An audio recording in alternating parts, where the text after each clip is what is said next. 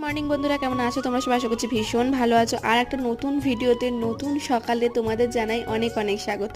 আজকে সকাল থেকে মুডটা বেশ ভালো ছিল আমার, জানি না কেন। ওয়েদারটা একটু মেঘলা, এটাও একটা কারণ হতে পারে। তাই ঝটপট করে কাজগুলো সেরে নিচ্ছিলাম। বেশ কিছু ছোট ছোট জিনিস আমি কালকে রাত্রে ধুয়ে দিয়েছিলাম, সেগুলোই আর কি ভাজ টাজ করছিলাম। আর তারপরে দেখো তোমাদের দেখাচ্ছি আকাশটা কি যে দারুণ হয়ে রয়েছে। কিন্তু কি বলতো, এই ওয়েদারটা না একটা গুমোট ফিল হচ্ছে। আর তোমাদের একটা কথা আমি শেয়ার করছি, আমি কিন্তু রিসেন্টলি ডায়েট শুরু করেছি। হ্যাঁ, মানে আবার একটুখানি নিজেদের পথে এগোচ্ছি, প্রচুর ফালতু খেয়ে ফেলেছি।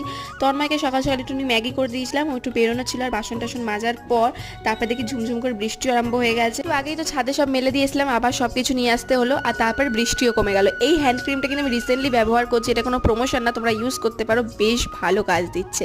আর তারপরে ওকে টাটা করে দিলাম, টাটা করে আমিও একটুখানি ছাতুর শরবত খেয়ে নিলাম টিফিনে।